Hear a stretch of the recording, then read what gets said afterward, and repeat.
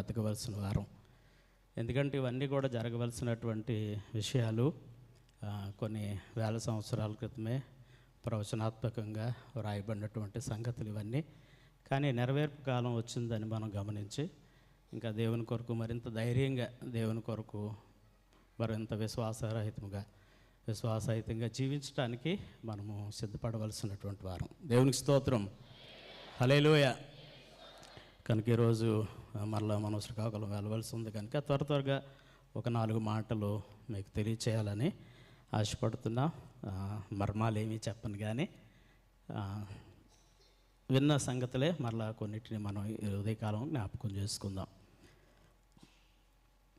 మత్తయి రాసినటువంటి సువార్త 8వ అధ్యాయం.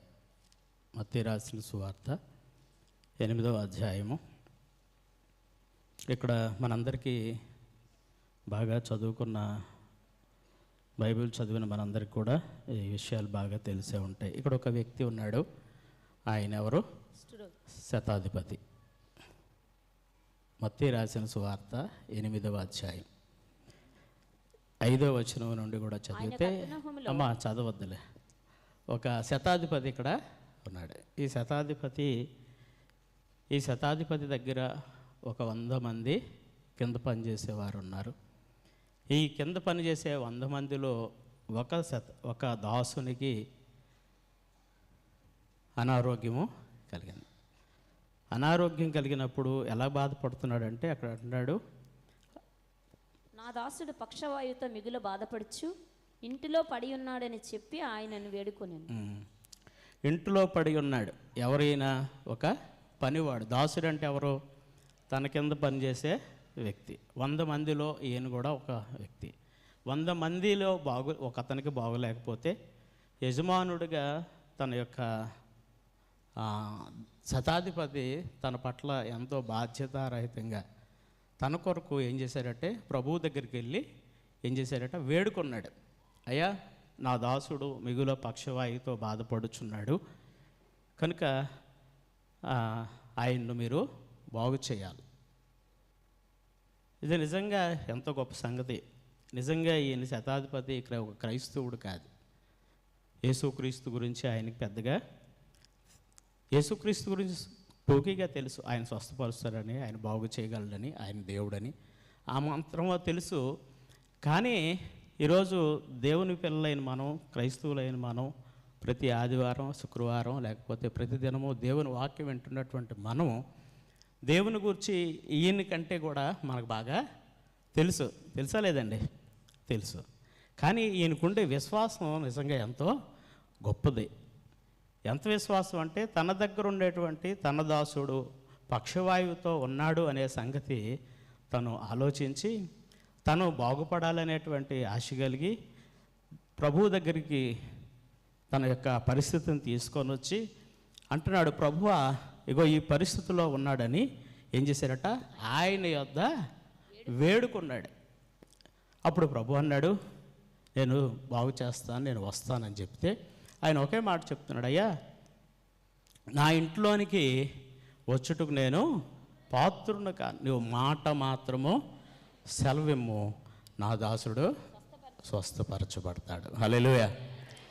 మాట మాత్రము సెలవు, నా దాసుడు స్వస్థపరచబడతాడు. అంటే ఈ శతాధిపతికి ఉండే విశ్వాసం నిజంగా ఎంత గొప్పదో. ఎలాంటిదంటే మాట మాత్రము సెలవిస్తే చాలు, అయ్యా నా ఇంట్లోనికి చేర్చుకోవడానికి నాకు యోగ్యత లేదు, నీవు దేవుడువు, నేను మానవుడిని, నీవు పరిశుద్ధుడువు, నేను పాపాత్ముడిని, అయ్యా నీవు మంచివాడువు, నేను చెడ్డవాడును, నేను దుర్మార్గుడును, నీవు నీతిమంతుడైన వాడు, నా ఇంట్లోనికి చేర్చుకోవడానికి నాకు ఏమాత్రం కూడా అర్హత, అధికారం, అవకాశం లేదు. కానీ నీవు ఒక్కటి మాత్రం చేస్తే చాలు, నీవు మాట మాత్రము సెలవిస్తే చాలు. మాత్రము. దేవునికి స్తోత్రం. ఈ మాత్రము అనే మాటలో ఎంత సున్నితమైన సంగతి ఉందంటే ఇది చాలా సులువుగా తీసేస్తాం కదండి. మాట మాత్రము, ఈ మాత్రం అనే మాట నిజంగా ఎంత గొప్ప సంగతి. దేవునికి స్తోత్రం. హల్లెలూయా. చాలాసార్లు మనము అధికారుల దగ్గరికి వెళ్ళినప్పుడు చెప్తాం, అయ్యా ఒక్క మాట మాత్రం చేస్తే సెలవిస్తే అయిపోతుంది.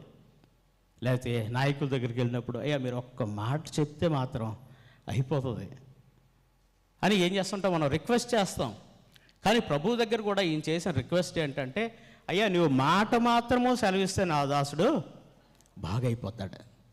అంతేకాదు దాని తర్వాత చెప్తున్నాడు, అయ్యా నేను కూడా ఒక సహాధికారానికి లోబడిన వాడిని, నా మీద కూడా అధికారులు ఉన్నారు, నా కింద 100 మంది ఉన్నా నా మీద కూడా అధికారం కలిగిన వారు ఉన్నారు. నా కింద ఉన్నవారు నేను ఒకటి చేయమంటే చేస్తారు, ఒక దగ్గరికి వెళ్ళమంటే వెళ్తారు, రమ్మంటే వస్తారు, ఈ పని చేయమంటే చేస్తారు. కానీ అయ్యా నీవు నా ఇంట్లో చేర్చుకోవడానికి నాకు మాత్రం యోగ్యత లేదు. ఎందుకంటే ఈ సర్వప్రపంచానికి నీవే నాయకుడు. దేవుని స్తోత్రం. నీవే యజమానివి, నీవే గొప్పవాడు, నీవే శక్తివంతుడు, ఇగో నీవే స్వస్థపరచగలవాడు అని నేను విశ్వసించాను. కనుక ఈ మాట చెప్పినప్పుడు ఆ కింద యేసు ప్రభు వారే అక్కడ ఒక మాట అంటున్నారు. చూడండి 6వ వచనం నుంచి చదువుదాం. ఆ శతాధిపతి ప్రభువా నీవు నా ఇంట్లోనికి వచ్చటం నేను పాత్రుడిని కాను, నీవు మాట మాత్రము సెలవిమ్ము, అప్పుడు నా దాసుడు స్వస్థ. నేను కూడా సహాధికారమునకు లోబడిన వాడును, నేను ఒకరిని పొమ్మంటే పోవును, ఒకరు రమ్మంటే వచ్చు, నా దాసుని ఈ పని చేయమంటే చేయనని. యేసు ఈ మాటలు విని ఆశ్చర్యపడి, దేవుని స్తోత్రం, హల్లెలూయా. యేసు ప్రభువే ఈయన మాటలకు ఏమైపోయాడట, ఆశ్చర్యపడిపోయాడు. ఎందుకు ఈయన ఆశ్చర్యం వ్యక్తం చేశాడు? ఎందుకండి అంటే ఈయనకు ఉండేటువంటి విశ్వాసం ఎంత గొప్పదో. నిజంగా ఈయన క్రైస్తవుడు కాదు, క్రీస్తుని వెంబడించినటువంటి వాడు కానే కాదు, ఒక అన్యుడు, యేసుని ఎరగినటువంటి వాడు, యేసు గురించి ఏదో టూకీగా విన్నటువంటి వాడు. కానీ ఈయనకుండే విశ్వాసం ఎంతో గొప్పది. ఈ విశ్వాసం ఏంటి? మాట మాత్రము సెలవిస్తే చాలామంది ఏమంటారంటే, మాట కాదు కానీ అయ్యా మీరు వచ్చిన నెత్తి మీద చెయ్యాలి, అయ్యా మీరు మా ఇంటికి తప్పనిసరిగా రావాలా, ఏదేమైపోయినా పర్లేదు మీరు మా ఇంటికి రాకపోతే అవ్వదు, జరగదు, మీరు మాకు తప్పనిసరిగా అయ్యా నూనె రాయాలయ్యా. కొంతమంది బుర్ర మీద చెయ్యమంటూ ఉంటారు, కొంతమంది ఎక్కడ నొప్పి అయితే అక్కడ చెయ్యమంటూ ఉంటారు. అంటే విశ్వాసం ఎక్కడ ఈయనకుండే విశ్వాసం ఎంత గొప్పదో. అయ్యా నువ్వు మా ఇంట్లోకి చేర్చుకోవడానికి నాకు యోగ్యత లేదు, నువ్వు మాట ఇస్తే చాలు అయ్యా నా దాసుడు బాగా. అప్పుడు ఈ మాటలకి యేసు ప్రభువే ఆశ్చర్యపోయి అంటున్నాడు, ఇశ్రాయేల్లో కూడా నేను ఎవరి యొద్ద ఇటువంటి విశ్వాసాన్ని చూడలేదు. అంటే ఇశ్రాయేల్ అంటే దేవుని ప్రజల్లో కూడా ఇలాంటి విశ్వాసం చూడలేదు. నా వెనకే వస్తున్నారు వీళ్ళందరూ, ఇగో నేను తింటున్నారు వీళ్ళందరూ, ఇగో నేను వెళ్ళిన చోటల్లా వింటున్నారు వీళ్ళు, నేను చేసిన కార్యాలన్నీ చూస్తున్నారు వీళ్ళు, నేను చేస్తున్న అద్భుతాలన్నీ చూస్తున్నారు వీళ్ళు. కానీ వీళ్ళకి లేని విశ్వాసం నీవు కలిగి ఉన్నావని ఆయనే ఆశ్చర్యపోయాడట. దేవుని స్తోత్రం, హల్లెలూయా. మన జీవితంలో అద్భుతము జరగడానికి లేకపోతే ఆశ్చర్యకార్యం జరగడానికి ఏం కావాలంటే దేవుని మాట మాత్రం, ఆయన సెలవు కావాలా. దేవుని స్తోత్రం. ఆయన మాట ఇస్తే చాలు. లేకపోతే మనం ఇచ్చే మాటలు ఏమండి నీటి మీద మూటల్లాగే ఉంటాయి, నోటి మీద రాతల్లాగే అయిపోతాయి. కానీ యేసయ్య మాట ఇస్తే అది తప్పనిసరిగా జరుగుద్ది. దేవుని స్తోత్రం, హల్లెలూయా. కైనా ఆయన మాట సెలవు కొరకు ఏం చేశాడంటే ఈ శతాధిపతి ఎదురు చూశాడు. శతాధిపతి ఎదురు చూసి అంటున్నాడు, అయ్యా నువ్వు మాట మాత్రము సెలవిస్తే చాలు అన్నట్టు. అంటే కనుక ఆ విశ్వాస పరిణితి అనేది అక్కడ ఏం చేస్తున్నట్టు కనిపిస్తూ ఉంది. విశ్వాస పరిణితి యేసు ప్రభువుకి కనిపించింది. మన విశ్వాసంలో కొన్నిసార్లు కొన్నిసార్లు ఏం చేస్తుంటే మనం కూడా మన విశ్వాసం కొన్నిసార్లు నీరు గారిపోతుంటుంది. విశ్వాసం ద్వారా కొన్నిసార్లు ఇందాక మాస్టర్ గారు ఒక మాట చెప్పారు, ఏమనుకోద్దు, అటు ఇటు వెళ్ళడం ద్వారా మళ్ళీ ఎక్కడున్నవన్నీ కూడా మరలా చేరాయి. నిజంగా మన అవిశ్వాసం వల్లనే కొన్నిసార్లు ఏం చేస్తుంటాయి, దుష్టుడు మనల్ని వెంటాడుతూ ఉంటాడు, మన నష్టంలో పెడుతూ ఉంటాడు, నెట్టేస్తుంటాడు, పక్కకు తోసేస్తుంటాడు.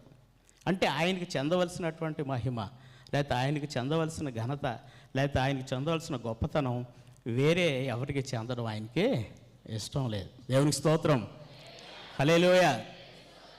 ఇష్టం లేదు. అందుకనే ఎక్కువగా ఆయన ఇష్టపడుతుంది ఏదైనా ఉంది అంటే అది విగ్రహారాధన. ఏదండి?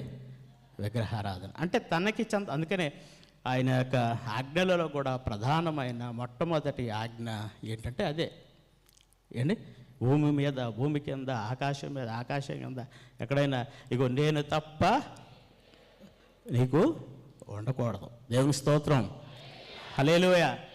ఉండకూడదు. ఎందుకు ఉండకూడదు అంటే ఆయనకే ఏం చెందాలా? మహిమ. ఆయనకే ఘనత చెందాలా, ఆయన నామమే ఘనపరచబడాలా. దేవుని స్తోత్రం, ఘనపరచబడాలా.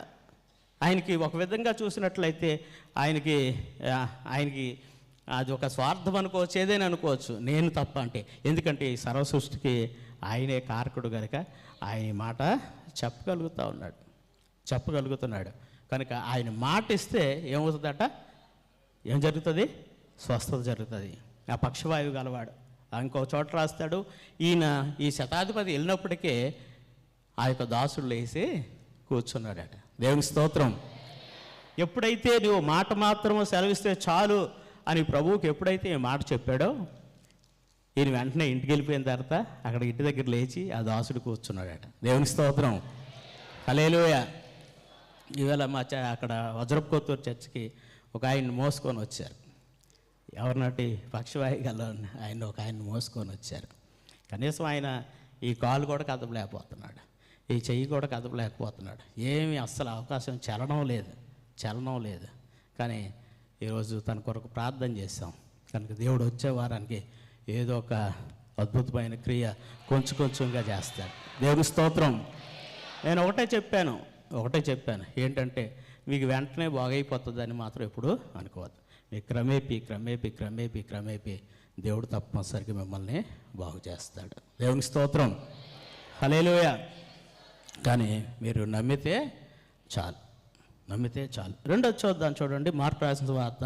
చాలాసార్లు చదవబడిన మాటలు, వాటిని మరలా వాటిని గుర్తు చేసుకుందాం. మార్కు రాసిన వార్త 5వ అధ్యాయం 27వ వచనం. అమ్మా, ఆమె యేసును గూర్చి విని నేను ఆయన వస్త్రములు మాత్రము ముట్టినా బాగుపడదును అనుకొని జనసమూహములో ఆయన వెనుకకు వచ్చి ఆయన వస్త్రము ముట్టెను. దేవుని స్తోత్రం. ఎక్కడ కూడా ఏమి కూడా అంటుంది, ఆయన వస్త్రము మాత్రము ముట్టినా చాలు. అక్కడేమంటున్నాడు? అయ్యా నువ్వు మాట మాత్రము. ఎవరు చెప్తున్నారా మాట? ఒక శతాధిపతి యేసయ్యతో చెప్తున్నటువంటి మాట. ఎక్కడ ఎవరు చెప్తున్నారు? ఏమండి, ఒక రక్తస్రావ రోగం కలిగినటువంటి ఒక స్త్రీ. ఆమె గురించి ఆ మీద రాశాడు. ఆమె ఎంతోమంది వైద్యుల దగ్గరికి వెళ్ళింది, ఎన్నో తిప్పలు పడ్డదట. ఏం పడ్డదండి? తిప్పలు పడి అన్నీ అయిపోయిన తర్వాత కలిగిందంతా వ్యయం చేసుకున్న తర్వాత ఆమె మరింత సంకటపడ్డది. సంకటం అంటే ఏంటి? విచారం. సంకటం అంటే ఏంటి? విచారం. అంత అయిపోయిన తర్వాత పడే బాధ ఏంటి? డబ్బులు ఖర్చు అయిపోయాయి, ఇల్లు అమ్మింది, పొలం అమ్మింది, బంగారం అమ్మింది. దేనికోసం? తన రోగం నయం చేసుకోవడానికి. ఎక్కడికి వెళ్తే అక్కడ బాగుంటుంది, చెప్పేవారు చాలామంది ఉంటారు కదా. అక్కడికి వెళ్తే బాగుంటుంది, ఆ డాక్టరు హస్తరాశి మంచిది అయ్యింది. ఇలాగే ఈమె ఏం చేసిందంటే తనకున్నదంతా కూడా ఖర్చు చేసింది. ఉన్నప్పుడు యేసుని గురించి ఆమె అంత మాత్రం వినలేదట. ఆ కింద రాస్తున్నాడు, ఆమె యేసుని గూర్చి విని. దేవుని స్తోత్రం. అంటే ఉన్నదంతా ఖర్చు అయిపోయేంత వరకు కూడా ఆమె ఏం చేసింది? యేసుని గూర్చి వినలేదు. ఎందుకు వినలేదంటే యేసయ్య కంటే ఇగో అక్కడికి వెళ్తే బాగుంటుంది, ఎక్కడికి వెళ్తే బాగుంటుంది అంటే ఉన్నదంతా కూడా ఖర్చు అయిన తర్వాత ఇంకా చేయడానికి ఏమీ అవకాశం లేకపోయినప్పుడు అప్పుడు యేసుని గూర్చి విని అనుకుందట, ఆయన వస్త్రములు మాత్రము ముట్టినా బాగైపోతానని. దేవుని స్తోత్రం. ఈమెకుండే విశ్వాసం. ఈరోజు చాలామంది అంతా అయిపోయిన తర్వాత, రోగం బాగా ముదిరిపోయిన తర్వాత, ఇంకా అంతా కూడా ఎక్కడ బయటికి ఈడ్చేసే సమయం, రోగం ఇంకా డాక్టర్ గారు అంటారు నీ స్టేజ్ చివరికి వచ్చేసిందయ్యా, 4th స్టేజ్లోకి వెళ్ళిపోయావు అని చెప్పేంతవరకు కూడా. లేకపోతే నువ్వు ఇంకా సరే ఇంకో 4 రోజులు 5 రోజుల్లో చచ్చిపోతావు, లేకపోతే ఇలాగా చెప్పే ఆ సమయంలో చాలామందికి ఏం కలుగుతుంది? నమ్మిక కలుగుతుంది. నమ్మిక అంటే అర్థం ఏంటంటే ఆ చివరి క్షణంలోనైనా ఆ రోగం నయం అవ్వాలా, లేకపోతే ఆ బాధ నివారణ అవ్వాలా, లేకపోతే ఆ సమస్య తీరాలా, లేకపోతే ఆ కష్టం కడతేరాలా, లేదు ఏదో ఒక కార్యం జరగాల, ఏదో ఒక మేలు జరగాల, ఒక నూతనమైన బ్రతుకు నాకు కావాలా అనే ఆశ కనుక ఈమెకి కూడా ఎప్పుడు కలిగిందట? అంతా వ్యయం అయిపోయింది, ఏం చేసుకోవడానికి ఇంకా లేదు. అప్పుడు యేసుని గురించి విని ఆమె ఒకటే అనుకుంది, నేను ఆయన వస్త్రాలు మాత్రము ముట్టినా బాగోదు. దేవునికి స్తోత్రం, హల్లెలూయా. ఏమంటే ఆయన వస్త్రాలు ముడితే బాగా. మనం ఏంటంటే యేసయ్య వచ్చి నన్ను ముట్టాలా, పాస్టర్ గారు వచ్చి నన్ను ముట్టాలా, లేకపోతే ఇలాగ ముడితే ఇలాగ చెయ్యేస్తే, ఇలాగ నూనె రాస్తే, లేకపోతే ఆమె అనుకోలేదు. ఏమనుకుందట? మాత్రము వస్త్రాలు. దేవునికి స్తోత్రం. ఆయన్ని ముడితే బాగైపోతానని కూడా అనుకోలేదట. చూడండి ఎంత ఆయన వస్త్రములు మాత్రము. వస్త్రాలు ఏముంది? ఏమంటే ఆయన ముడితే ఆయన వస్త్రాలలో కూడా ఏముందట? ఆ దేవుని యొక్క ప్రభావం ఉంది. దేవునికి స్తోత్రం, హల్లెలూయా. ఆయన వస్త్రాల్లో ఆయన యొక్క ప్రభావం ఉంది. ఎప్పుడైతే ఆ ముట్టిందో యేసయ్యలో ఉండే బలము, యేసయ్యలో ఉండే ప్రభావం, యేసయ్యలో ఉండే శక్తి వెంటనే ఆ రోగం కలిగినటువంటి ఆ స్త్రీలోనికి ప్రవేశించి వెంటనే అక్కడ రాస్తాడు, వెంటనే ఆమె రక్తధార కట్టెను, ఆమె నివారణ అయినదని ఆమె గ్రహించుకొనేను. దేవుని స్తోత్రం, హల్లెలూయా. అంటే ప్రభు యొక్క ప్రభావము, ప్రభు యొక్క శక్తి, ప్రభు యొక్క బలము ఆమెలోనికి వెళ్ళింది. అప్పటి వరకు ఆమె ఏమైంది? బలహీనరాలు. ఎన్ని సంవత్సరాలు బాధపడ్డదట? 12 సంవత్సరాలు. 12 సంవత్సరాలు. స్త్రీలకు ఉండే బాధ చాలా భయంకరమైంది కదండి. ఈమె ఈ రోగంతో ఎన్ని సంవత్సరాలు? 12 సంవత్సరాలు బాధపడ్డదట. తిరిగిన వైద్యుడు లేడు, బాధ చెప్పుకోలేని మనిషి లేడు, లేకపోతే మొక్కని దేవుడు లేడు. ఇలాగ ఎన్నో చేసింది. కానీ చివరికి యేసుని గూర్చి విన్నది. యేసయ్య వస్త్రాలు ముడితే బాగవుతాను అనుకుంది, ముట్టింది, వెంటనే ఆమె రక్తధార కట్టింది. దేవునికి స్తోత్రం, హల్లెలూయా. కట్టిన తర్వాత ఏం చేసిందట? వెంటనే ఆమె బాధ నివారణ అయిందని తెలుసు. నిజంగా వస్త్రాలు ముడితే యేసు ప్రభు ఆ యొక్క జనసమూహంలో వెళ్ళిన ఆయన నిలిచిపోయాడు. అక్కడ వాక్యం చదివితే నాకు చాలా ఇష్టం. వెళ్తుంటే ముట్టిన వెంటనే ఏమంటాడు? ఆయన అలాగా నిల్చుండిపోయి ఆ చుట్టూ ఉన్న ఆ శిష్యులతో యేసు ప్రభు అంటున్నాడు, అయ్యా ఎవరు నన్ను ముట్టారు అని అన్నాడట. ప్రభు అక్కడ శిష్యులు అంటున్నారు, అయ్యా ఎవరు ముట్టారంటే ఏం చెప్తావు అంటున్నారు. దేవుని స్తోత్రం.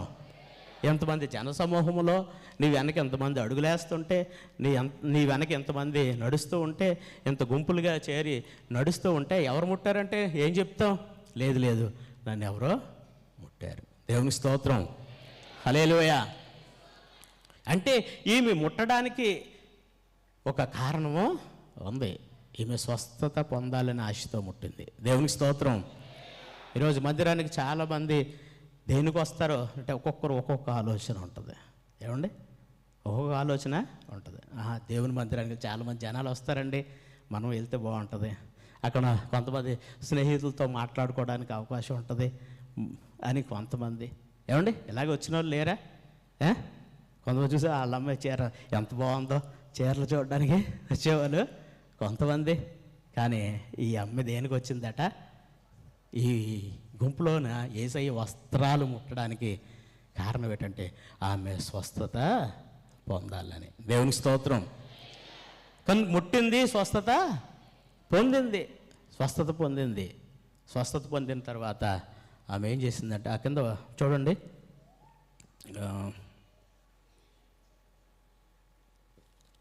27వ వచనం. ఆమె యేసును గురించి విని చదువు. ఆమె యేసును గూర్చి విని నేను ఆయన వస్త్రములు మాత్రము ముట్టితే బాగుపడుదునని జనసమూహములు ఆయన వెనుకకు వచ్చి ఆయన వస్త్రము ముట్టెను. ఆమె వస్త్రం ముట్టెను. వెంటనే ఆమె రక్తధార కట్టెను గనుక తన శరీరములోని బాధ నివారణ అయిందని గ్రహించుకొని వెంటనే యేసు తనలో నుండి ప్రభావము బయలు వెళ్ళినని తనలో తాను గ్రహించి సమూహం వైపు తిరిగి జనసమూహం వైపు తిరిగి వస్త్రమును ముట్టినది ఎవరని అడుగుగా ఆయన శిష్యులు జనసమూహము నీ మీద పడుచుండట చూచుచున్నావే నన్ను ముట్టినది ఎవడని అడుగుచున్నావా అని ఆ కార్యము చేసిన ఆమెను కనుగొనవలనని ఆయన చుట్టూ చూచెను. అప్పుడు ఆ స్త్రీ తనకు జరిగినది ఎరిగి భయపడి వణకుచూ వచ్చి ఆయన ఎదుట సాగిలపడి తన సంగతి అంతా ఆయనతో చెప్పాడు. దేవునికి స్తోత్రం. హల్లెలూయా. ప్రభు ఏం చేశారట, ఆమెను వెతికాడట. హల్లెలూయా. ఎవరు నన్ను ముట్టారు అంటే అప్పుడు ఆమె ఏం చేసింది, ఆ గుంపులోంచి బయటికి వచ్చింది. ఎలా వచ్చింది? భయపడుతూ వచ్చిందట. భయపడుతూ వచ్చి అంటుంది, ఆయన ఎదుటి నిలబడి సాష్టాంగపడి అంటుంది తన యొక్క సంగతి. ఏం సంగతి చెప్తుంది? ప్రారంభం నుంచి మొత్తం స్టోరీ చెప్పుకొని వచ్చింది. అయ్యా నా పరిస్థితి ఇది, 12 ఏళ్ళ నుంచి అలా బాధపడుతున్నాను. ఎంతో మంది దగ్గర వైద్యుల దగ్గరికి వెళ్ళాను, ఎన్నో తిప్పలో పడ్డాను, ఉన్నదంతా ఖర్చు చేసేసాను, ఇంకా సంకటపడ్డాను, దుఃఖపడ్డాను, బాధపడ్డాను, నిన్ను గూర్చి విన్నాను, వస్త్రాలు ముడితే బాగవుతాను అనుకున్నాను, ఇదయ్యా సంగతి అని మొత్తం చెప్పుకొచ్చింది. దేవునికి స్తోత్రం. అప్పుడు అంటున్నాడు, నీ విశ్వాసము, దేవునికి స్తోత్రం, హల్లెలూయా, నీ విశ్వాసము నిన్ను స్వస్థపరిచును. ఆమెకుండే విశ్వాసం నిజంగా ఎంతో గొప్పది. వస్త్రాలు మాత్రము ముడితే బాగుపడతాను అనుకుంది. యేసయ్యే ఏం చేశాడు? యేసయ్యలో బలము ప్రభావం తనలోనికి రావడమే కాకుండా ఆమె ఎక్కడుందా అని యేసయ్య కన్నులు వెతికాయట. దేవునికి స్తోత్రం. యేసయ్య కన్నులు ఎవరిని వెతికాయి? ఆమెను వెతికి అనుకుంది. మూడోది చూద్దాం, చూడండి. మత్తయి సువార్త 4వ అధ్యాయం 4వ వచనం. త్వరగా మాటలు మనం చదువుదాం. మత్తయి రాసిన సువార్త 4వ అధ్యాయం 4వ వచనం. మనుషుడు రొట్టె వలన మాత్రము కాదు గాని దేవుని నోటి నుండి వచ్చే ప్రతి మాట వలనను జీవించునని వ్రాయబడి ఉన్నదని. దేవునికి స్తోత్రం. ఎక్కడంటాడు? మనుష్యుడు రొట్టె వలన మాత్రము బ్రతకడం. దేని వలన బ్రతుకుతాడట? దేవుని నోట నుండి వచ్చు ప్రతి మాట వలన. అంటే మనుషుడు బ్రతకడానికి రొట్టె చాలదు, ఏం కావాలా? దేవుని యొక్క మాట కావాలా. దేవునికి స్తోత్రం, హల్లెలూయా. ఎవరితో చెప్తున్నారు ఈ మాటలు? ఎవరితో చెప్తున్నాడండి? సాతానుతో చెప్తున్నాడు, అపవాదితో చెప్తున్నాడు. యేసుప్రభు వాసం ఉంటే యేసుప్రభుని శోధించడానికి ఎవరు వచ్చారో? అపవాది వచ్చాడు. యేసుప్రభు ఉపవాసం ఉన్న తర్వాత ఏముంటుంది? ఆకలి. మనుషులకే ఉంటే ప్రతి వారికి ఆకలి వేస్తుందా లేదా? వేస్తుందా? కనుక ఆకలి వేసి ఉంటుంది. ఆకలి వేసి ఉన్న యేసయ్య ఎప్పుడు కూడా ఏమండి రొట్టెల కోసము వెతకలేదు కదా, భోజనం కోసం వెతకలేదు. కానీ అపవాది ఏం చెప్తుందంటే, ఏవో నీకు ఆకలేస్తుంది కదా, ఈ రాళ్లను రొట్టెలుగా చేసుకోవచ్చు కదా, వీటిని తినచ్చు కదా అని అంటున్నాడు.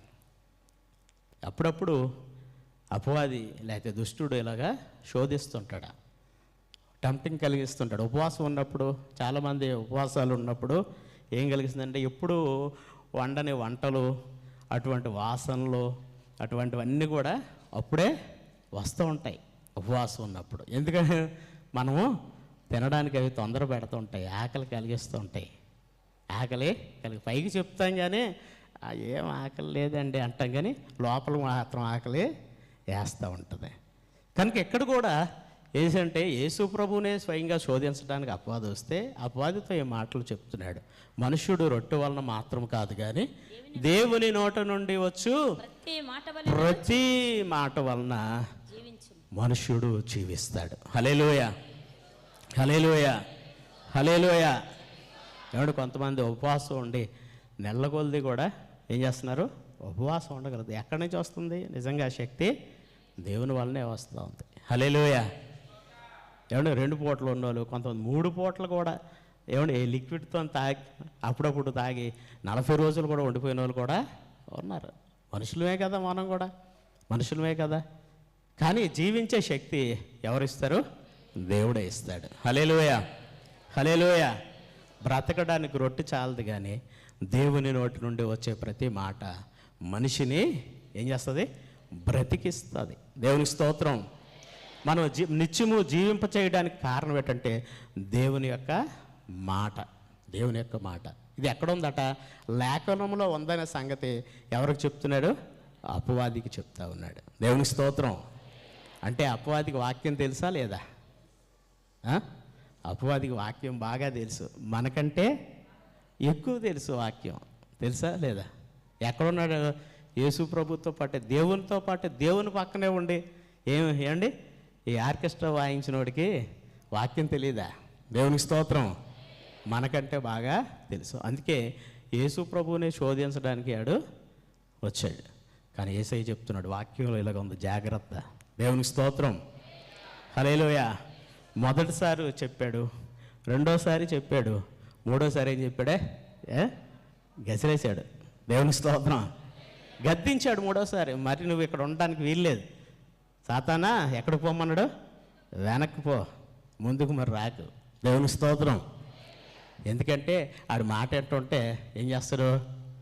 మన ముందుకు వచ్చే మాట్లాడుతుంటాడు. ఒకసారి రెండు సార్లు కానీ ప్రతిసారి ఆడికి అవకాశం ఇస్తే ఏం చేస్తాడు? నెత్తి ఎక్కిపోతాడు. కనుక యేసయ్య ఏం చేశాడు? మూడోసారి గట్టిగా గద్దించాడు, శిఖరం ఎక్కిస్తున్నాడు, కొండ ఎక్కించాడు, ఏమండి లోకాలన్నీ చూపిస్తున్నాడు, అన్నీ చేసి సాగే. ఇంకా యేసయ్య కోపం వచ్చేసింది. దేవుని స్తోత్రం. హల్లెలూయా. కనుక దేవుని మాట ఏం చేస్తుంది? మనిషిని బ్రతికిస్తుంది. హల్లెలూయా. ఆ మాటలో ఏముంటుందంటే శక్తి. దేవుని మాటలో శక్తి ఉంది. ఆ శక్తి ఏం చేస్తుంది? మనుషుల్ని బ్రతికిస్తుంది. దేవుని మాటల్లో ఉండే శక్తి బ్రతికిస్తుంది. అందుకని రోమీ రాసిన పత్రికలో పౌలు అంటాడు, ఒక మాట చదువుదాం చూడండి. అపోస్తలుడైన పౌలు రోమీలకు రాసిన పత్రిక 14వ అధ్యాయం 14:7-8 వచ్చిన చూడండి. మనలో ఎవడను తన కోసమే బ్రతకడు, ఎవడను తన కోసమే చనిపోడు. మనము బ్రతికినను ప్రభు కోసమే బ్రతుకుచున్నాము, చనిపోయినను ప్రభు కోసమే చనిపోవచ్చున్నాము. ఇక్కడ అంటున్నాడు పౌలు సంఘానికి చెప్తూ, మనలో ఎవడు తన కోసమే బ్రతకడు, ఎవడు తన కోసమే చనిపోడు. మనము ప్రభు కోసం అంటున్నాడు, మనము బ్రతికినను ప్రభు కోసమే బ్రతుకుచున్నాము, చనిపోయినను ప్రభు కోసమే చనిపోతున్నాము. కాబట్టి మనము బ్రతికినను చనిపోయినను ప్రభువు వారమై ఉన్నాము. దేవుని స్తోత్రం. హల్లెలూయా. అండ్ మనలో ఎవడు తన కోసమే తను బతకడు, ఎవడు తన కోసమే వాడు చనిపోడట. ఏమండి, మనం ఎందుకు ఈ మాట పౌలు చెప్తున్నాడంటే సంఘాన్ని ఉద్దేశించి ఈ మాట చెప్తున్నాడు. అందరూ తన సొంత పనులే చూసుకుంటున్నారు, సొంత కార్యాలు చేసుకుంటున్నారు. కనుక అంటాడు మనం మన కోసం కాదు కానీ మనం ఎవరి కోసం? ఇతరుల కోసము బ్రతకవలసిన వారము అని చెప్తూ ఈ మాటలు చెబుతూ ఇక్కడ అంటున్నాడు, మనము బ్రతికినను ప్రభు కోసమే బ్రతుకుచున్నాము, చనిపోయినను ప్రభు కోసమే కాబట్టి బ్రతికినను చనిపోయినను అంటాడు ప్రభువారమై ఉన్నాం. దేవునికి స్తోత్రం. హల్లెలూయా. క్రైస్తవ సంఘంలో అయితే దేవుని పిల్లలు ఏ స్థితిలోకి రావాలంటే ఈ స్థితిలోనికి రావాలి. బ్రతికినా చనిపోయినా ప్రభు కోసమే మేము బ్రతుకుతాం.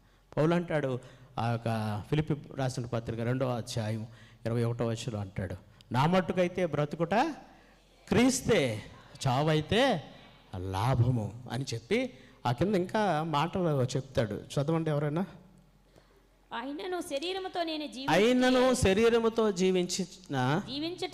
జీవించుటయే నాకున్న పనికి ఫలసాధనమైన ఎడల నేనేమి కోరుకుందునో నాకు తోచలేదు. ఈ రెంటి మధ్యను ఇరుకునబడి ఉన్నాను. నేను వెడలిపోయి క్రీస్తుతో కూడా ఉండవలనని నాకు ఆశ ఉన్నది. అది నాకు మరి మేలు. అయినను నేను శరీరమందు నిలిచి ఉండుట మిమ్మల్ని బట్టి మరి అవసరమై ఉంది. దేవునికి స్తోత్రం. ఇక్కడ అన్నాడు, నా మట్టుకు బ్రతుకుట క్రీస్తే, చావైతే లాభమే. కానీ నేను క్రీస్తు యొద్దకు వెళ్ళిపోవాలనుకుంటున్నాను, బ్రతకాలనే ఉంది. ఈ రెండిటి మధ్య నేను ఏమై ఉన్నాను? ఇరుకును పడిపోయాను. బ్రతకాలో చావాలో తెలియదు. కానీ అక్కడ అంటున్నాడు, ఒకవేళ బ్రతికితే ప్రభు కొరకు బ్రతికి ప్రభు కొరకు ఫలసాధనంగా నేను బ్రతకాలని అయితే నాకైతే ఉంది. చనిపోయినా ప్రభు కోసం చనిపోయి ఆయన దగ్గర ఉండాలని ఆశ కూడా నాకు ఉంది. ఈ రెండిటి మధ్యన ఏమైపోయాడట? ఇరుకును పడిపోయాడట. దేవుని స్తోత్రం. హల్లెలూయా. ఇరుకును పడ్డం అంటే ఏంటి? ఏది తేల్చుకోలేని పరిస్థితి. కానీ తనకుండే ఆశ ఏంటంటే ప్రభు దగ్గర ఉన్న ప్రభు కొరకు చేసిన ప్రభు పనే చేస్తాను, ప్రభుతోనే ఉంటానని ఒక గొప్ప నిశ్చయత ఆయన కలిగి ఉన్నాడు. దేవునికి స్తోత్రం, హల్లెలూయా. ఇంకా చూస్తే గల్తీలు రాసిన పత్రికలో కూడా ఒక మాట రాస్తాడు చూడండి. గల్తీలకు రాసినటువంటి పత్రిక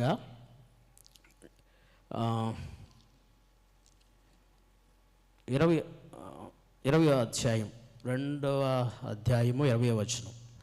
నేను క్రీస్తుతో కూడా సిలువ వేయబడి ఉన్నాను, ఇక జీవించువాడు నేను కాను, క్రీస్తే నా యందు జీవించుచున్నాడు. నేను ఇప్పుడు శరీరమందు జీవించుచున్న జీవితము నన్ను ప్రేమించి నా కొరకు తన్ను తాను అప్పగించుకొనిన దేవుని కుమారుని యందలి విశ్వాసము వలన జీవించుచున్నాను. దేవుని స్తోత్రం, హల్లెలూయా. అంటే పౌలు గారికి ఉండే గొప్ప సమర్పణ ఏంటంటే ఇక్కడ చెప్తున్నాడు, ఇగో నేను క్రీస్తుతో కూడా ఏమేయబడ్డాను, సిలువ వేయబడ్డాను. పౌలు గారు సిలువ వేయబడ్డారండి. సిలువ అంటే అర్థం ఏంటంటే శ్రమ అనుభవిస్తూ ఉన్నాడు. దేవుని స్తోత్రం. క్రీస్తుతో కూడా అంటే క్రీస్తు కొరకు ఏమండి ఆయన పని నిమిత్తము, ఆయన పరిచర్య నిమిత్తము ఏమనుభవిస్తున్నట్టే ప్రతిరోజు కూడా ఆయన శ్రమను అనుభవిస్తున్నాడు. కనుక అంటున్నాడు, నేను క్రీస్తుతో కూడా సిలువ వేయబడి ఉన్నాను, ఇక జీవించువాడు నేను కాను, క్రీస్తే నాయందు జీవిస్తున్నాడు.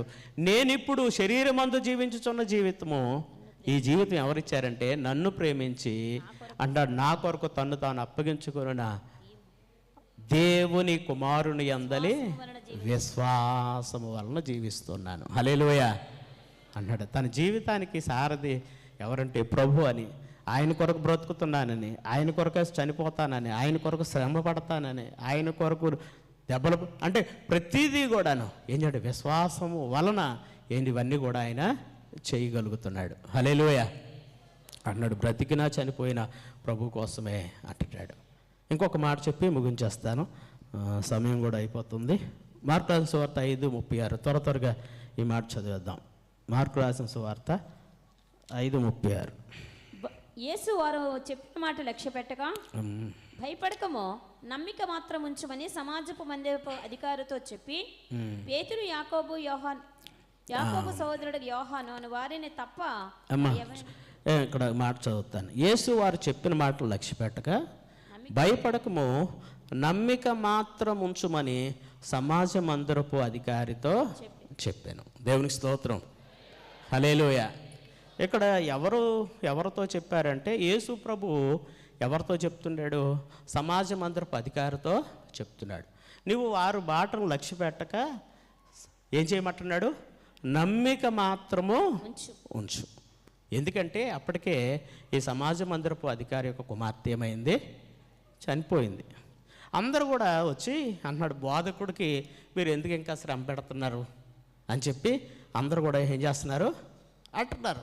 మీరు ఆ మీద వచనాలు ఇంకా చదివితే 35వ వచనం, ఇంకను మాట్లాడుచుండగా అధికారి ఇంటికి, నేను చదువుతానమ్మా. ఆయన ఇంకను మాట్లాడుచుండగా సమాజ మందిరపు అధికారి ఇంటి నుండి కొందరు వచ్చి, నీ కుమార్తె చనిపోయినది, నీవిక బోధకుని ఎందుకు శ్రమ పెట్టుదు అనిది. యేసు వారు చెప్పిన మాట లక్ష్య పెట్టక భయపడకము నమ్మిక మాత్రం ఉంచుమని సమాజ మందిరపు అధికారితో చెప్పాను. దేవునికి స్తోత్రం. కొంతమంది అంటున్నారు, ఏమండి అయ్యా ఆమె చచ్చిపోయింది నీ కూతురు, ఇంకా ఎందుకయ్యా యేసు ప్రభువుకి లేకపోతే బోధకుడికి మీరు శ్రమ పెడుతున్నావు, ఆయనకి ఎందుకు మరలా ఇబ్బంది పెడుతున్నావు, ఇంకా జరగాల్సినటువంటి సంగతులు జరగాల్సినవి చూడాలి కదా మీరు, ఎందుకు ఆయన అంటే అప్పుడు ప్రభు అంటున్నాడు, వారి మాటలు నువ్వు లక్ష్య పెట్టద్దు. దేవునికి స్తోత్రం. ఏమంటున్నాడు, నమ్మిక మాత్రము ఉంచు. హల్లెలూయా అని చెప్పి అక్కడి నుంచి ఏం చేశారు, పేతురు యాకోబు సహోదరుడు యోహాను వారు తప్ప మరి ఎవరినైనా తన వెంబడి రానీక సమాజ మందిరపు అధికారి ఇంటికి వచ్చి వారు గొల్లుగా నుండి చాలా ఏడ్చుచో ప్రలాపించడం చూచి లోపలికి పోయి, మీరు ఎలా గొల్ల చేసి ఏడ్చుచున్నారు, చిన్నది నిద్రించుచున్నదే కానీ చనిపోలేదని వారితో చెప్పాను. అప్పుడు వారు ఏం చేశారు చూడండి, అందుకు వారు ఆయనను అపహసించిరి. అపహసించారు. ఏడుస్తున్న వాళ్ళతో చుట్టూ ఉన్న వాళ్ళు ఏం చేస్తున్నారట, ఆ సమాజ మందిరపు అధికారి చచ్చిపోయిందని ఇంటి బయట కూర్చొని అందరూ కూడా ఏం చేస్తున్నారు, గొల్లుగా ఏడుస్తున్నారు.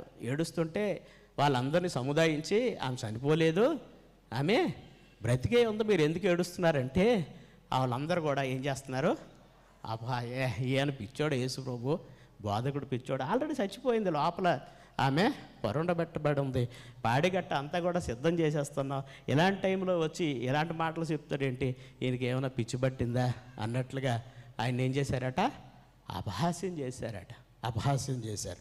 అప్పుడు యేసు వారిని అక్కడ కొన్ని సంగతులు అక్కడ రాస్తున్నాడు చూడండి. అయితే ఆయన వారిని అందరినీ బయటకు పంపివేసి ఆ చిన్నదాని తల్లిదండ్రులు తనతో ఉన్న వారిని వెంట పెట్టుకొని ఆ చిన్నది పరుండి ఉన్న గదిలోనికి వెళ్ళి ఆ చిన్నదాన్ని చేయి పట్టి తలీ తాకుమే అని ఆమెతో చెప్పాను. దేవుని స్తోత్రం. అక్కడ కొంతమందినే లోపలికి పట్టుకెళ్ళాడు, అందరినీ పట్టుకెళ్ళలేదు. ఏం చేశారండి, కొంతమందినే పట్టుకెళ్ళారు. అందరినీ పట్టుకెళ్తే ఒక్కొక్కరు ఒక మాట చెప్తారు. కొంతమంది చూడండి, కొంతమంది ఏం చేస్తారు, పాస్టర్ గారితో నలుగురు వచ్చారనుకోండి, పాస్టర్ గారికి మాట్లాడినెవరు ఎవరు మాట్లాడతారు, వీళ్ళే మాట్లాడుతుంటారు, ఇలా చేసేయాలి, అలా చేసేయాలి, అది చేసేయాలి, ఇది చేసేయాలని. కనుక అలాంటి వాళ్ళు అందరిని పక్కన పెట్టి ఎవరిని తీసుకెళ్ళాడట, కొంతమందిని తీసుకెళ్ళాడు, తల్లిదండ్రులను తీసుకెళ్ళాడు, ఏమండి కొంచెం భక్తి గల వాళ్ళని తీసుకెళ్ళాడు, కొంచెం బలపరిచే వాళ్ళని తీసుకెళ్ళాడు. లోపలికి తీసుకెళ్ళి ఏం చేశాడు, ఆయన ఏమీ మాట చెప్పలేదు, ఏమన్నాడు, తలీ తాకుమే అని హెబ్రీ భాషలో ఉన్న పద, చిన్నదానా లెమ్మని ఒక మాట చెప్పాడు అంతే. దేవుని స్తోత్రం, హల్లెలూయా. వెంటనే ఆమె ఏం చేసిందట, చిన్నది లేచి నడవసాగింది. దేవుని స్తోత్రం, హల్లెలూయా. ఆ చిన్న యేసయ్య ఒక మాట చెప్పాడు అంతే, చిన్నదానా లెమ్మని చెప్పాడు అంతే. హల్లెలూయా. ఆ మాటలో, యేసయ్య మాటలో ఉండే ఆ శక్తి ఏం చేసింది, చనిపోయినటువంటి ఆ సమాజ మందిరపు అధికారి కుమార్తె బ్రతికించబడ్డది. దేవుని స్తోత్రం, హల్లెలూయా, హల్లెలూయా. ఆ కింద రాస్తున్నాడు, వెంటనే ఆ చిన్నది లేచి నడవసాగెను, ఆమె 12 సంవత్సరముల ప్రాయము గలది. వెంటనే వారు బహుగా విస్మయముందిరి. దేవునికి స్తోత్రం. బయటకు వచ్చినప్పటికీ అందరూ కూడా ఏమైపోయారట, అలాగ ఉండిపోయారు. దేవునికి స్తోత్రం. విస్మయం అంటే ఏంటి, అలా నోరాగిలించుకొని ఉండిపోయారనమాట, ఆశ్చర్యపోయారు. అరే ఎలా జరిగింది, ఏం జరిగింది, చచ్చిపోయిందని అంతా సిద్ధం చేసాం, ఇంకా అంతా అయిపోయింది. కానీ యేసయ్య ఆ సమాజ మందిరపు అధికారితో ఒకే మాట చెప్పాడు. ఏమంటున్నాడు, నువ్వు వారి మాటను లక్ష్య పెట్టక నమ్మిక మాత్రము ఉంచు. దేవునికి స్తోత్రం, హల్లెలూయా. ఏమంటే చాలామంది చాలా సలహాలు చెప్తూ ఉంటుంటారు, వాళ్ళు అక్కడికి వెళ్ళిపోమ్మా, ఎంత నువ్వు బాధపడతావు. ఏమండి చాలామంది విశ్వాసులను కూడా కొంతమంది ఏం చేస్తుంటారు, పక్కతో ఉన్నాయి పట్టిస్తుంటారు. వాళ్ళు అక్కడికి వెళ్తే ఎలాగైపోద్ది, ఎక్కడికి వెళ్తే ఎలాగైపోద్ది, అక్కడైతే అది కట్టేస్తాడు, ఎక్కడైతే ఇది ఇప్పేస్తాడు, ఇవి చెప్తుంటారు చాలామంది. కానీ ప్రభు అంటున్నాడు, నువ్వు వారి మాటలను లక్ష్య పెట్టద్దు. దేవుని స్తోత్రం, హల్లెలూయా. వారు లక్ష్య పెట్టద్దు, నువ్వు నమ్మిక మాత్రము ఉంచు, నువ్వు నమ్మిక ఉంచు. కనుక ఆ నమ్మిక చొప్పునే అక్కడ ఉన్నటువంటి వారు అపహాస్యం చేసిన ఒక పక్క గుంపు, బోధకుడు బాధపట్టద్దు ఎందుకయ్యా అని అంటున్న అవన్నీ కూడా పట్టించుకోకుండా యేసయ్యను తన ఇంట్లోనికి ఆహ్వానించాడు, తన ఇంట్లోనికి ఆహ్వానించాడు. కనుక యేసయ్య మాట విన్నాడు. ఏం జరిగింది, చనిపోయిన ఆ యొక్క సమాజ మందిరపు అధికారి కుమార్తె బ్రతికించబడ్డది. దేవునికి స్తోత్రం, హల్లెలూయా. అంటే నమ్మిక మాత్రము ఉంచితే చాలు, వారి మాటలు లక్ష్య పెట్టద్దు. 4 మాటలు మనకు, మొట్టమొదటిది మాట మాత్రము సెలవిస్తే చాలు. ఎవరు అడుగుతున్నారంటే ఒక శతాధిపతి తన దాసుని గురించి అడుగుతున్నాడు. రెండోది వస్త్రములు మాత్రము ముట్టినా బాగైపోతాను అనుకుంది. 12 ఏళ్ల నుంచి బాధపడుతున్నటువంటి రక్తస్రావ రోగం కలిగిన ఒక స్త్రీ, కానీ యేసయ్యను ముట్టింది, ఆమె స్వస్థత పొందింది. మూడోది చూస్తే అంటాడు, రొట్టె మాత్రం చాలదు కానీ దేవుని నోటి నుండి వచ్చే ప్రతి మాట వలన మనిషి బ్రతుకుతాడు. యేసయ్య స్వయంగా అపవాదితో చెప్తున్నాడు, వాక్యాన్ని ఎత్తి చూపిస్తున్నాడు. మనుషుడు రొట్టె వలన మనుషుడు బ్రతికేవాడు కాదు, కానీ దేవుని నోటిలో ఉంచే మాట శక్తి వలన మనిషి బ్రతికించబడతాడని. 4వది అంటాడు, నమ్మిక మాత్రము ఉంచు, వారి మాటలను లక్ష్య పెట్టద్దు అని ఆ శతాధిపతి ఆ యొక్క సమాజ మందిరపు అధికారితో యేసయ్య చెప్తున్నాడు. కనుక యేసయ్య చెప్పినట్లుగా ఆయన ఏదో నమ్మికొంచి, ఏమండి చుట్టూ ఉన్నవారు ఎన్నన్నా ఏమనుకున్నా ఇగో నా ప్రభు స్వస్థపరచగలవాడని విశ్వాసంతో ఆయన్ను తన కుమార్తె దగ్గర తీసుకొని వెళ్ళాడు. అద్భుతంగా స్వస్థత పొంది ఆ చుట్టూ ఉన్న ప్రజలు విస్మయం పొందేలాగా దేవుని కార్యాలు వారి జీవితంలో జరిగాయి. కనుక ఇవన్నీ జరగాలంటే మనం కూడా ప్రభు కొరకు ఏమంటే ఆ యొక్క శతాధిపతి ఆ దాసుని పట్ల ఏ విధమైన బాధ్యతను కలిగి ఏ విధంగా తనని ప్రభు సన్నిధికి తీసుకురాకమునిపే తన ప్రభువు కొరకు ప్రభు సన్నిధిలో వేడుకున్నట్లుగా మనం కూడా ఇతరుల కొరకు ఏముండాలా, బాధ్యత ఉండాలి. అందుకనే ఇందాక చదివించబడినటువంటి మాట మనం మన కోసమే కాకుండా అన్నాడు, మన కోసం ఎవడు తన కోసము తాను కాదు కానీ చనిపోడు, ఎవడు తన కోసం తాను బ్రతకడు. బ్రతికినా చనిపోయినా ఎవరి కోసం? ప్రభు కోసమే అన్నాడు. చనిపోయినో బ్రతికినా మనం ప్రభు వారమై ఉన్నాము అని పౌలు చెప్తా ఉన్నాడు. కనుక బ్రతికించబడిన మనల్ని ఇంకా అనేక మందిని బ్రతికించాలి అంటే కనుక మనం ఏం చేయాలా? మనం మొట్టమొదటిగా విశ్వాసంలో బలపరచబడాలా, మన విశ్వాస పరిణితి పెరగాల. అప్పుడు అనేకులు ప్రభు దగ్గరికి మనం తీసుకొని రాగలుగుతాం. అందరం తలలో వంచి ప్రార్థన చేసుకుందాం. అందరం ఎవరి మట్టుకు వారి ప్రార్థన చేసుకుందాం. ఇగో దేవుని మాటలో ఉండే శక్తి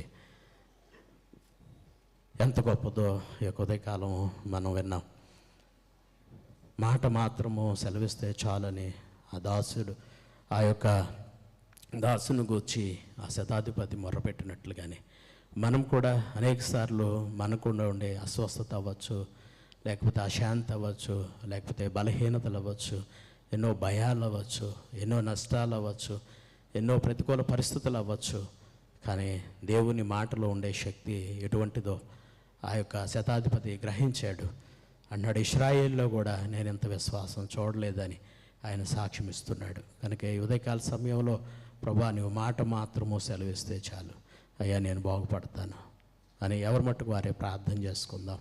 అందరం ప్రార్థన చేసుకుందాం. పరిశుద్ధుడా, ప్రేమగల మా తండ్రి, కృపగల దేవా, మీకు వందనాలు స్తోత్రాలు చెల్లించుకుంటున్నాం. ఉదయకాల సమయంలో ఇంతవరకు నువ్వు మాతో మాట్లాడిన రీతి కొరకు స్తోత్రాలు తండ్రి. అయ్యా ఇగో శతాధిపతి అయా విశ్వాసాన్ని మేము ధ్యానం చేశాం ప్రభువా. ఆ రక్తస్రావ రోగం కలిగినటువంటి స్త్రీలో ఉండే విశ్వాసాన్ని మేము ధ్యానం చేశాం. అయ్యా ఇగో నీలో ఉండే శక్తిని, నీలో ఉండే బలము, నీలో ఉండే ప్రభావము, నీ యొక్క నాయన నీ నోటిలో ఉండి వచ్చే ప్రతి మాటలో ఉండే శక్తిని ఇగో అపవాదితో చెప్పిన మాటలు మేము ధ్యానం చేస్తాం. అయ్యా సమాజ మందిరపు అధికారితో అయ్యా చెప్పిన మాటను మేము జ్ఞాపకం చేసుకుంటున్నాం. ఇహలోకములో ఇగో వారు వీరే చెప్పే మాటల మీద లక్ష్య పెట్టకుండా అయ్యా ఈ మాట మాత్రము నమ్మికుంచని సమాజ మందిరపు అధికారితో చెప్పినట్లుగా నాయన ఈరోజు నువ్వు మాతో మాట్లాడావు అందుకొరకు వందనాలు తండ్రి. ఇగో తండ్రి లోకంలో ఎన్నో ప్రతికూలమైన పరిస్థితులు ఎదురైనప్పటికీ కూడా ఇగో నీవు మాకు ఇచ్చినటువంటి బ్రతుకులో ప్రభువా అయ్యా మేము బ్రతికిన పౌలు వలె సమర్పణ కలిగి బ్రతికినా చనిపోయినా అయ్యా నీ కొరకు బ్రతుకును మీరు మాకు అనుగ్రహించబడుతున్నారు. అట్టి తీర్మానం, అట్టి సమర్పణ అయ్యా, అటువంటి ఇగో త్యాగము, అటువంటి నిరీక్షణ సంబంధమైన బలమును మీరు మాకు అనుగ్రహించమని అడుగుతున్నాను. మీకే వందనాలు చెల్లిస్తున్నాను. కూడా వచ్చిన బిడ్డలందరినీ దీవించండి. ఈ మాటలు వారి హృదయాలు ఫలింపు చేయండి. ఘనత, మహిమ, ప్రభావము మీకే చెల్లిస్తున్నాను. యేసు నామమున అడుగుచున్నాం తండ్రి. ఆమేన్.